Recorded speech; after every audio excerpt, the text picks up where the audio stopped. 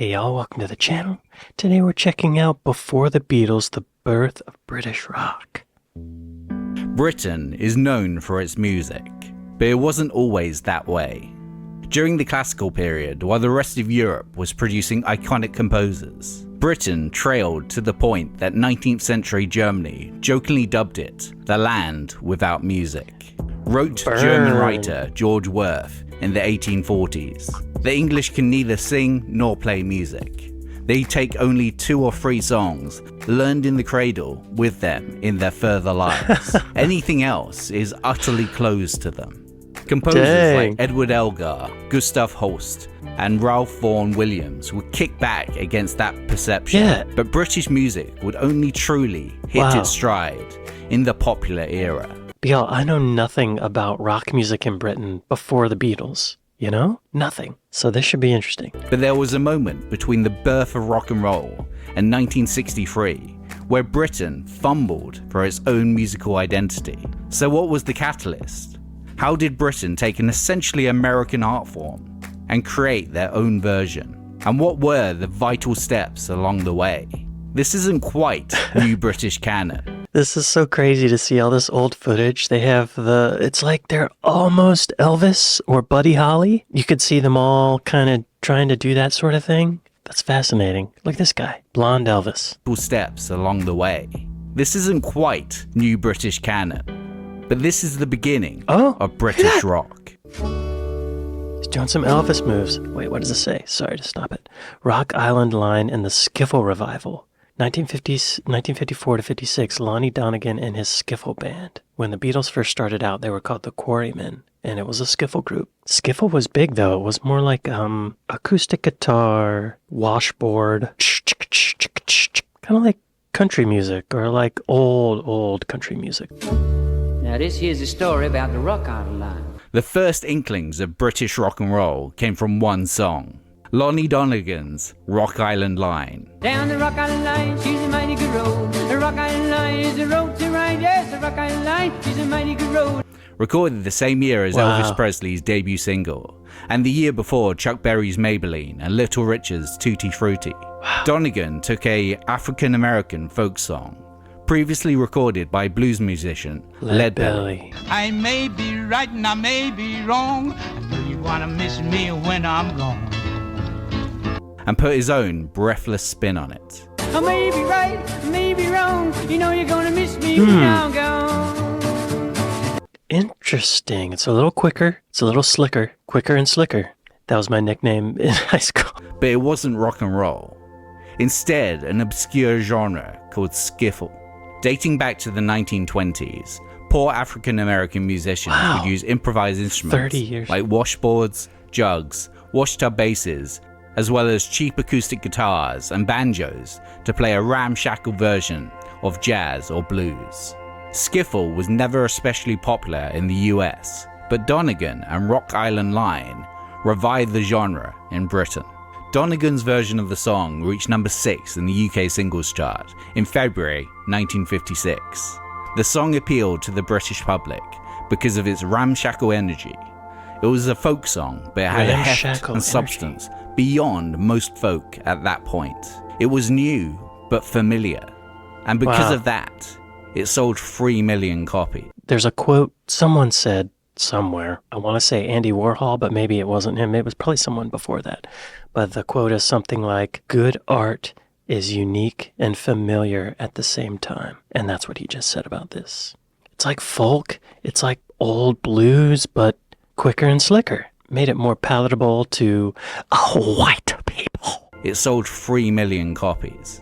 But Rock Island Line's real power was in its influence. Post-war 1950s Britain was not as affluent as the US. At the time, the British working class could not afford to replicate the R&B and rock and roll music that was coming in from the US. But with skiffle, there was no need for expensive equipment or to be highly skilled in your improvised instruments. Wow. As such, it made a generation of musicians take up an instrument and attempt to be in a band. So largely the reason that it caught on was because it was cheaper to play and people liked it because it was there and it was good. Wow. Resourcefulness, y'all. That's amazing. So crazy how this is all affected by the war and all of these network resourcing and like the economy and everything, how it affects the art. That's just fascinating. It was punk's DIY anti-musicianship Like ethos punk. 22 years early. Wow. The same year Rock Island Line hit the charts, John Lennon would form the Quarrymen, and Jimmy Page of Led Zeppelin would first pick up a guitar. Then I started strumming away, like, not quite like Lonnie Donegan, but having a go. Just sort of strumming chords and all the rest of it. You'll find so many of the guitarists from the 60s will all say Lonnie Donegan was the influence. Wow. Everybody. I mean everybody. Tony Crombie and the Rockets. By mid-1956, US rock and roll was beginning to seep into British teenage culture. So much so that in September, the fad was parodied by the Goons, with Bloodknot's rock and roll cool. Peter Sellers, right? You got to rock and roll in a roll call way. You got to march with a Marilyn Monroe sway. Around this time, BBC's pop radio was dominated by big band crooners like Frank Sinatra, Bing Crosby, and Perry Como.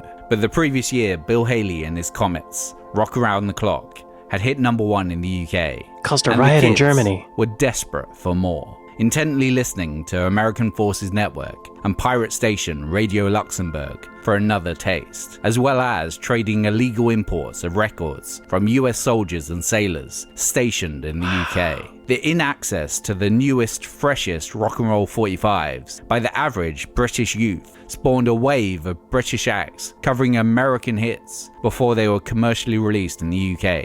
That's so crazy to think that they couldn't get the music when they wanted it, you know? It was records coming over with American soldiers. If you wanted new music, you had to leave your house and go get it, search for it. Yeah, back when you had to buy a CD to get all the music, it had a lot more value. You know, the CD was like, paid $15 for the CD, and it's like, you know, substantial. It has value. So I can only imagine back then when they're clamoring for these records that may not come over across the ocean on a boat, the value must be so much more. It makes the art of the music more potent. The first band to get a top 30 hit attempting this was Tony Crombie and his Rockets. We're gonna teach you to rock. We're gonna teach you to rock. Come on and That rock sounds like with jazz us. to me. Their number 25 like hit jazz. was a cover of Freddie Bell and the Belltops' Teach You to Rock. Once you learn and you get in the groove, jump around and you'll start to move. We're gonna teach you to rock. Yeah. A track that had appeared So on weird. Bill Haley and his A song about teaching you how to rock, but it's jazz. To my ear, it sounds like jazz. I guess back then it was like, oh my God, they're playing open hi-hats and they're like screaming. We're gonna teach you to rock. Yeah. A track that had appeared on Bill Haley and his Comets' film vehicle, Rock Around the Clock. Beforehand, the members of the Rockets had been trad jazz musicians, but saw that some money was to be made from rock and roll. Taking example from the Comets, the track takes their rock and roll sound and attacks it like only a jazz combo could, speeding up the tempo of the original and making it swing. Once you learn and you get in the groove, you jump around, you don't have no cares. We're gonna teach you to rock. Asked about selling out his previous genre That's of jazz, choice, man. Crombie stated, "I've tried to play swing and straight dance numbers, but to empty halls. I've been a martyr long enough. Now I want to eat." That's the great thing about rock and roll. We get an audience. The old time cave dweller lived in a cave. He's doing it for the What money. he did when he wanted to rave. Weeks after the Rockets hit the charts, along came Tommy Steele and the Steelmen with Rock with the Caveman. Rock with a caveman.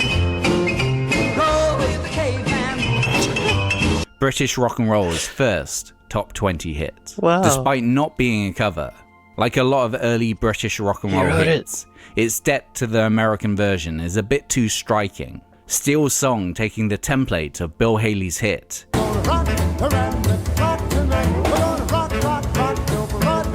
and switching out Around the Clock for With the Caveman. But despite this, still became Britain's first teen pop idol. Whereas Crombie and his jazz players were musical veterans, and most in their 30s, Steele was only 19. Wow, look at that guy. He's got a polo shirt on, popped collar. That could be now, or even in the 80s. Tommy Steele. Wow. Steele would also score the first British rock and roll #1 single.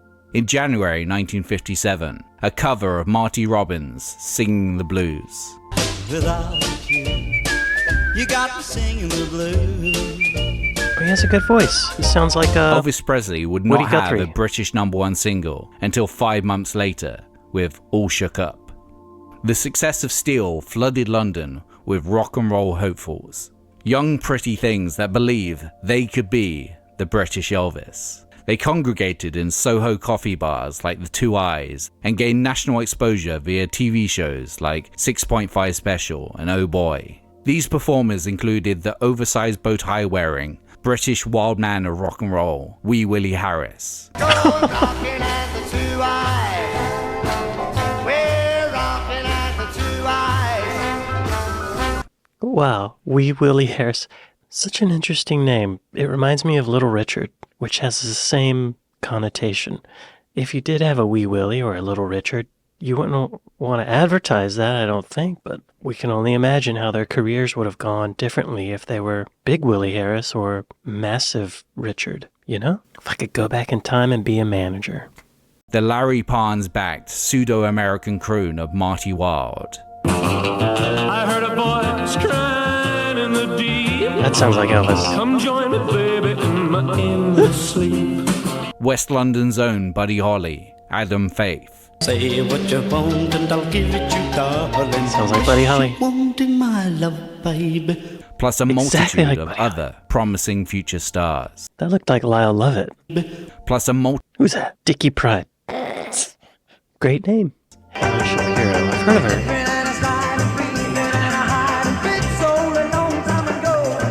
I love that song. Lonely blue boy.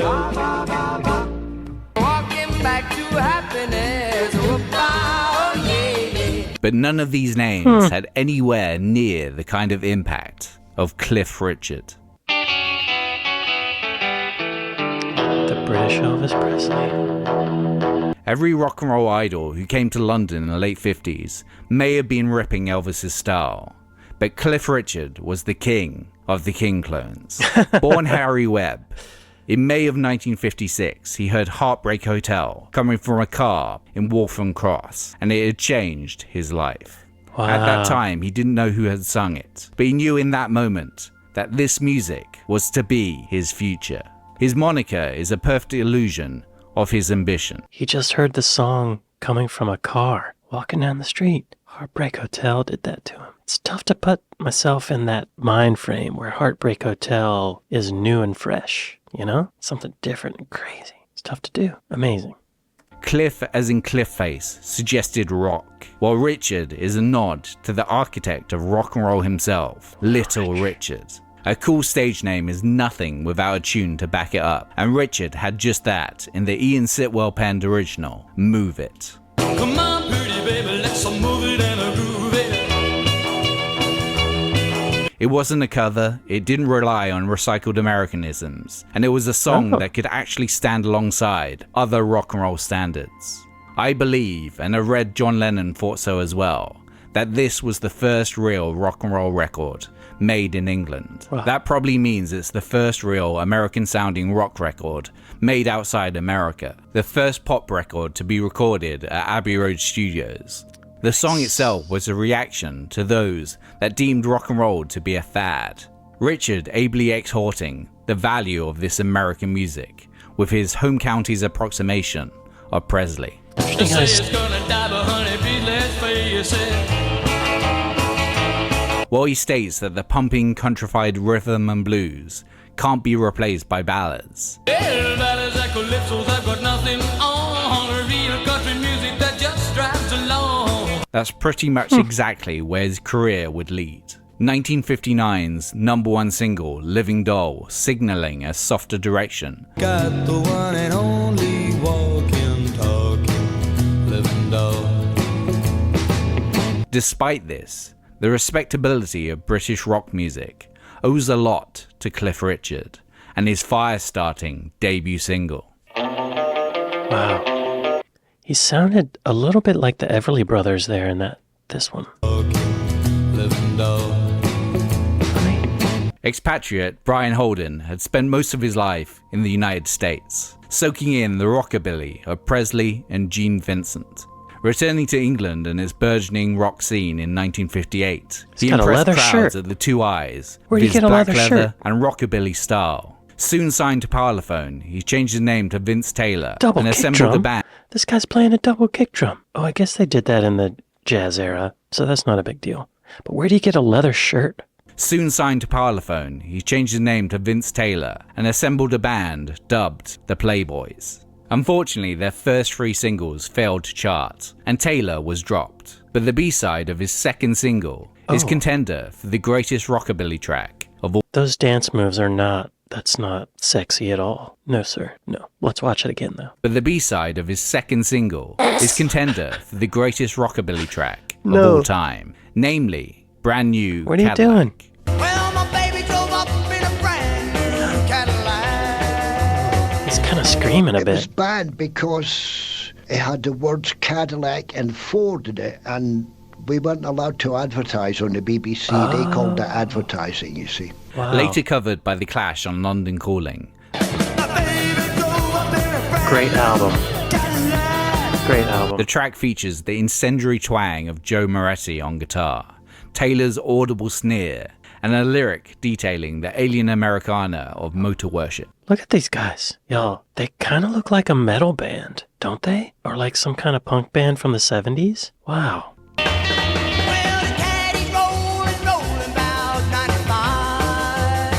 But Britain was beginning to tire of its Elvis clones, so Taylor shifted his focus to France, where he gained a following and became known as the Black Devil of rock. Amid there's some dance moves LSD right there. took a hold of him, and paranoid delusions about UFOs and biblical prophets began to plague him. At one UK concert, he proclaimed to be Matthias, son of Jesus Christ. Taylor never truly lived up to his potential, but his tale of rock and roll martyrdom would be mythologized on David Bowie's The Rise and Fall of Ziggy Stardust and the Spiders from Mars.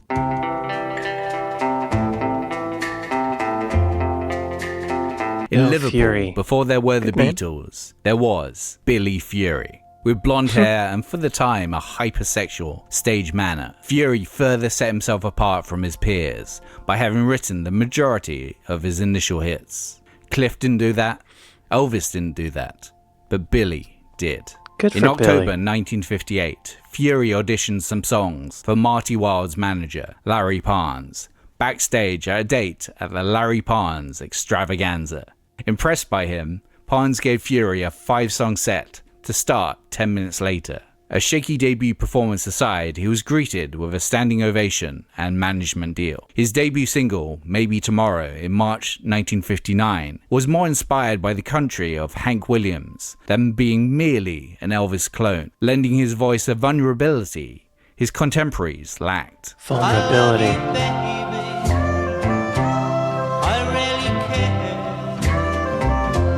His debut long player, The Sound of Fury, was released in 1960.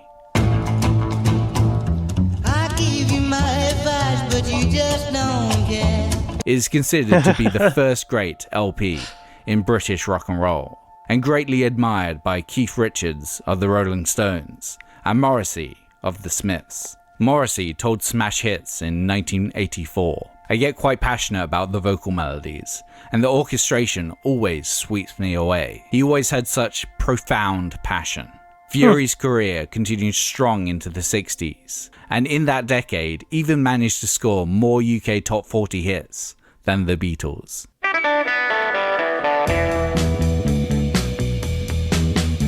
Though sometimes seen as a novelty at the time, due to their singer Johnny Kidd's Toy Cutlass and Eye Patch, the Pirates recorded one of the defining 45s of the period. Their label, HMV, had allowed them to write a B-side to twin with a rock and roll version of oldie, Yes Sir. Yo, pirate rock band. Pirate rock band. I had no idea. This guy has an eye patch. I wonder if that's real.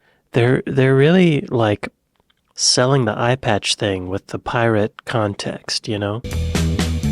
Though Johnny sometimes Kidd seen and as the a Pirates. novelty at the time, due to their singer Johnny Kidd's toy cutlass and eye patch. The Pirates recorded one of the defining 45s of the period. Shaking all Their over. label, HMV, had allowed them to write a B-side to twin with a rock and roll version of oldie, Yes Sir, That's My Baby. Yeah, yeah, you're my baby. No, no, I don't mean maybe. Yeah, yeah, you're my baby now. But with nothing written the night before, in a Soho coffee bar basement, they hurriedly wrote "They're Sexually Anxious, Shaking All Over." Shaking all over. Guitarist Joe Moretti, who previously recorded on Brand New Cadillac, then came in to do an overdub for the introduction and solo.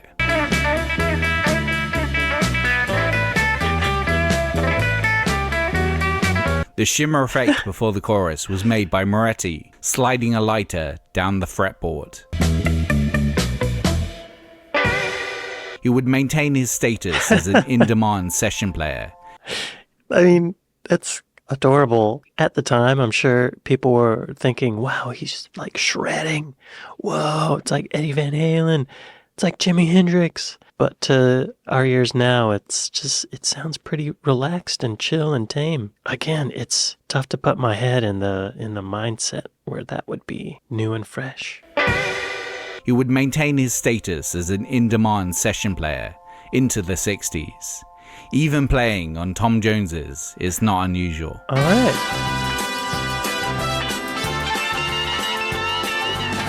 Oh. Said Johnny Kidd of the lyrical inspiration.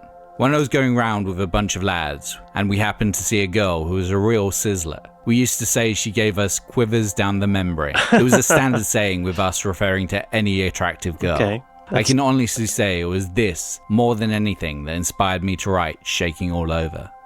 The label preferred the band's original, so shifted that to the A-side, and Shaking All Over hit #1 in the UK charts in August 1960. I'm surprised the BBC didn't ban that, because it's a pretty on-the-nose innuendo, you know? Like, I know what he's talking about. But more impressive than that, the group's proto-power trio lineup, a single guitarist, bassist and drummer, would inspire The Who to take a similar configuration. The band would also cover the Pirates' big hit, most prominently in their Woodstock and Live at Leeds sets. Shaking all over. Oh, that's funny. Wow. The Shadows, I've heard of them. By this point, flamboyant, flashy guitarists were not something Britain had really gotten hold of. While American rock and roll had Chuck Berry and Eddie Cochran, by 1960, the only superstar British guitarist was Bert Weedon. Guitar Boogie He Shuffle. had a hit with his instrumental guitar work in 1959 with Guitar Boogie Shuffle, and his 1957 Boogie. Play in a Day guide taught thousands of guitarists how to play, including Eric Clapton and Brian May. But then, in 1960, influenced by the tone and skills of Whedon, appeared Hank Marvin and the Shadows. Though at first solely a backing band for post-drifters Cliff Richard, that year the group released the proto-surf rock instrumental, Apache.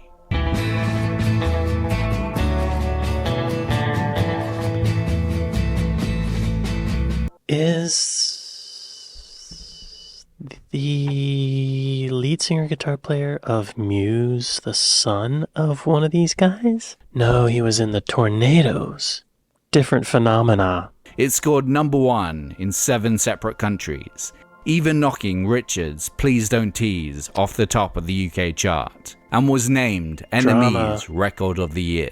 Apache had been written by composer Jack London, inspired by the namesake 1954 movie. Its beat and the cocksure twang of Marvin's guitar work meant to suggest the atmosphere of stereotypical Native American music, and giving guitar music a truly cinematic sound.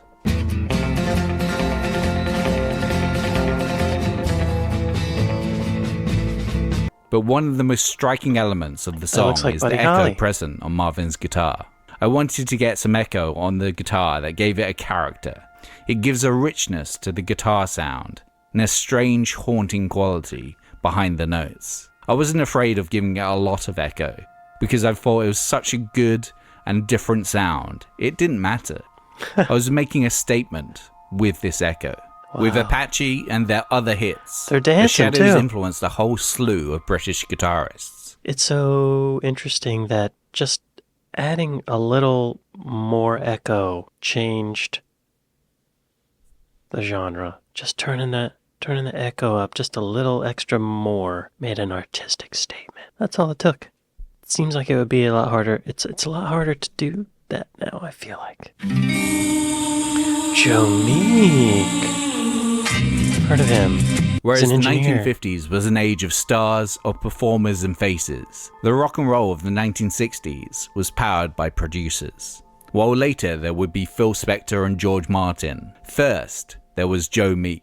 He was the first producer to use the recording studio as an instrument in its own right, experimenting with echo, reverb and overdubbing within his home studio, situated above a leather goods store in Islington in London. Wow. Recorded in 1961, John Layton's Johnny Remember Me was Meek's first #1 production. Johnny, remember me.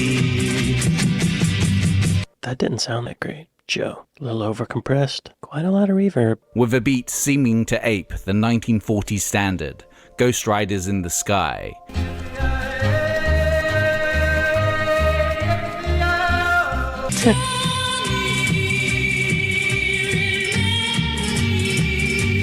And its melodramatic, death-obsessed lyrical content. What marked it apart was Meek's production. Ghostly backing wails, Layton's reverb voice, and that driving beat layered. Each element clear in a way that most early 60s pop wasn't. His most enduring moment was 1962's Telstar, played by his studio the band, Tornadoes. There the they Tornadoes.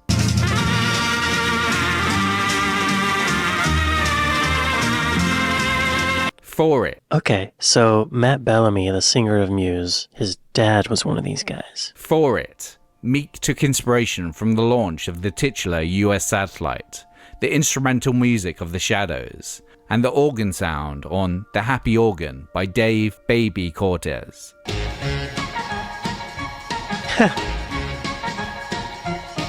Space-age sounds like the main claviolin keyboard riff, overlaid humming and a backwards recording of a toilet flush were used to evoke a rocket ship. That is revolutionary, actually.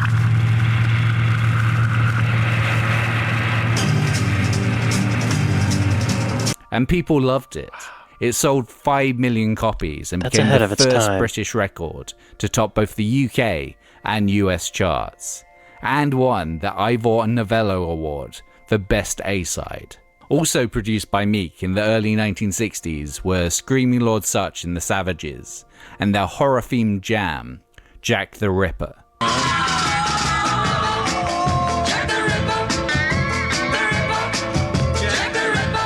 That was in 63? Look at this guy. People back then must have thought he was the devil. This is some Alice Cooper, Kiss stuff. Released in March 1963, the garage rock song was immediately banned on the BBC due to its serial Those killer girls content, are freaking out. and so did not chart. But its influence was felt in Alice Cooper, Marilyn Manson, and any other shock rocker throughout the years. Wow. Meek's final #1 release was the Honeycombs' Have I the Right in 1964.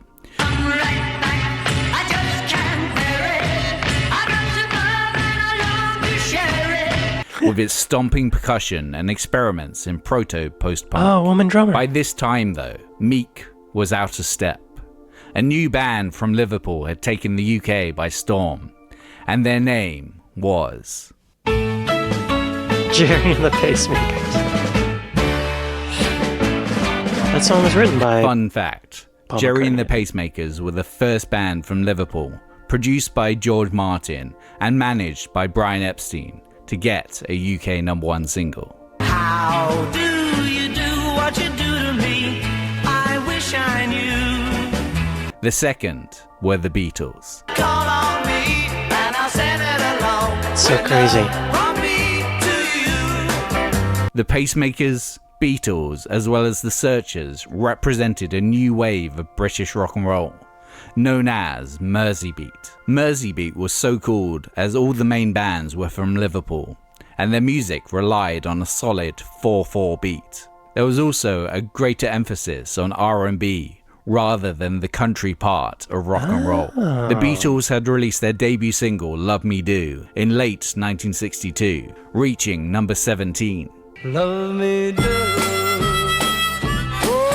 Before Please Please Me reached number 2, January the next year. They released their debut LP in March. After that, they were pretty much unstoppable, and pop music would never be the same again. That's so crazy because Jerry and the Pacemakers and the Searchers actually don't sound that much different from the Beatles. That's so crazy. In 1963, Telstar aside, the US did not care for British music. But by the end of 1964, it had well and truly been invaded by the Brits. Quicker and slicker. I Want to Hold Your Hand and 6 other Beatles songs had topped the charts on both sides of the Atlantic. Debuts from the Kinks, Rolling Stones and the Animals were released and made roads on Billboard. From this moment on, British music mattered as more than just a regional oddity, but as an international export. No longer the land without music. Finally, the British were coming.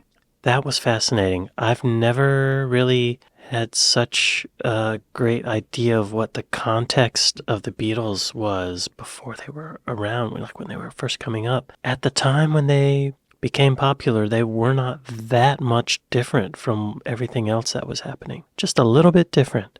And that's kind of what I got from this whole video, was that the things that really affected people, or the things that pushed the genre forward, were just tiny little changes that attracted people. Just a little change that made it exponentially more compelling. Like adding a little too much echo on the guitar, or Joe Meek overdubbing and compressing in the way that he did. Or the Beatles, just why did they catch on and Jerry and the Pacemakers fizzled out? This was amazing, y'all. Well, thank y'all for watching this with me, and I'll see you next time. Later.